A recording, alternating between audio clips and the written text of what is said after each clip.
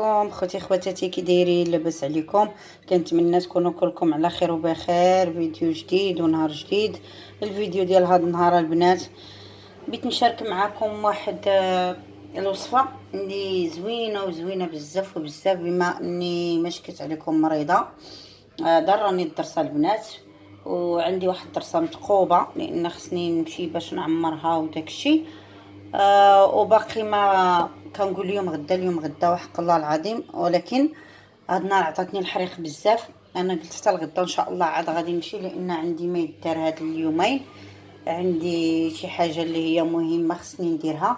هذاك الشيء علاش كنأجل يومين هادي، وانا كنأجل اليوم غدا.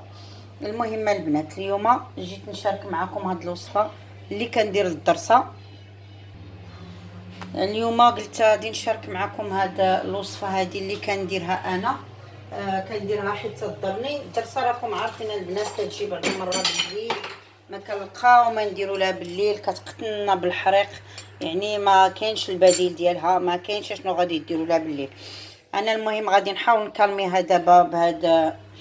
شنو غادي ندير ليها البنات؟ غادي ندير ليها الثومه البنات. راه واحد الانتيبيوتيك اللي هو خطير بزاف وبزاف، وراه الاغلبيه ديال الناس اللي ما كتعرفش بان راه الدواء ديال الضرسه هو الثومه اللي غادي نشدوها ونشويوها على هذا الشكل هذا، وغادي نقيوها وغادي نمعكوها وغادي نديروها ان شاء الله لهاد الضرسه هذه اللي كتحرقني.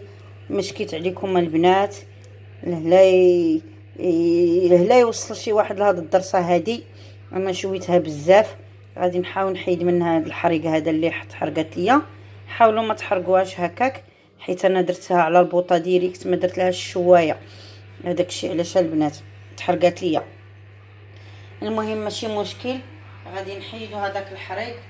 هو حيدناه صافي، وغادي نديرو وغادي نمعسوها. الفوائد البنات ديال الثومه راكم عارفينها. اولا الشعر، ثانيا البروده. ما نقولش لكم البروده، راه البروده الدواء ديال البروده هي الثومه.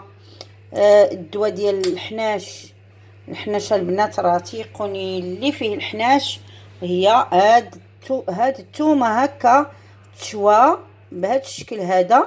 هانتوما كتشوفوا البنات كي كندير لها بحال ما هكا. خصني نمعسها باش عاد ندير لها واحد الكريكيبه ونحطها في ديك الضريصه اللي عندي متقوبه هكا. غادي نشويو هاد الثومه هكا بهذا الشكل هذا حتى هو، وكنديروها للوليدات الصغار، كنديروها للكبار، كنديروها لكل شيء.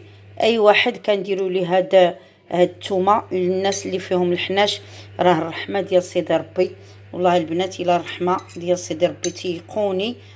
زعما المفعول ديالها خطير خطير خطير. عندكم الثومه والشيح راه كيقتلهم بصفه نهائيه. غادي ندير لكم الشيح مازال. غنشدو هاد الثومه البنات بحال ما هكا. غندير لكم فيديو ديال الشيح ونقول لكم كيفاش الطريقه باش غادي ديروه، لان الشيح الا درتوه في نفس الدار ما نحرقوش المراحل.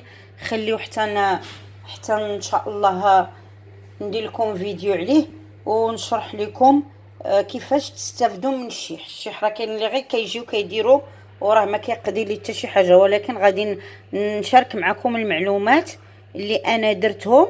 كانوا بنتي فيها الحنيشات كيقتلوها البنات، ودرت معاها ودرت لي هذيك الطريقه اللي هي في الحقيقه زوينه واستفدت منها. صافي البنات، ها نتوما كما كتشوفوا منين غتجيكم هذيك الضرسه ما شكيت عليكم. ها نتوما كتشدوها بهذا الشكل هذا. غادي نشد غير هذا الشويه هذا وغادي نشدو وغادي نعمر به ديك الضرسه، اولا نحطو فوق هذيك الضرسه. راه بهذا الشكل هذا خاص هاد الثومه تطلق داك سميتو ديالها البنات.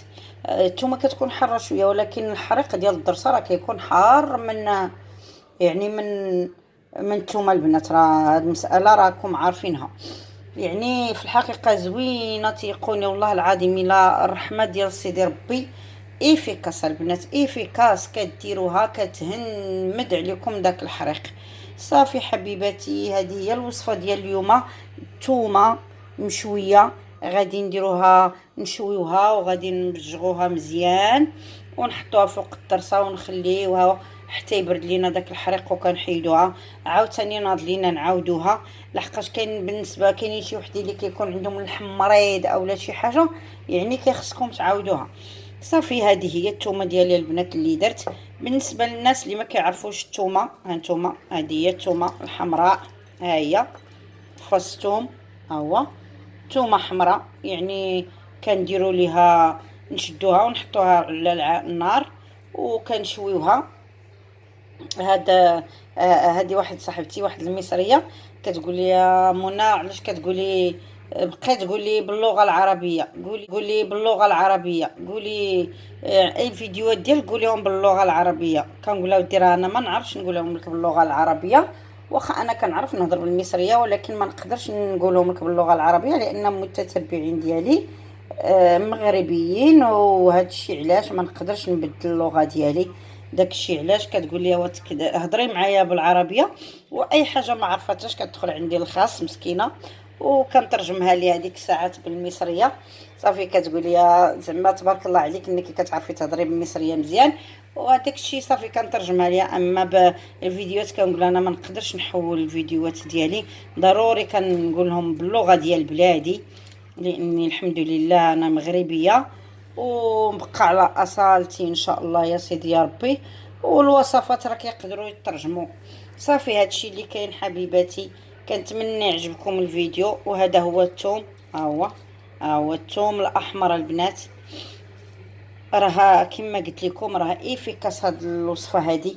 تيقوني والله العظيم الا شي حاجه اللي زوينه وزوينه بزاف وبزاف، ويعني غادي تستافدوا منها، غير ديروها راه غادي تستافدوا منها، ما غاديش تندموا عليها.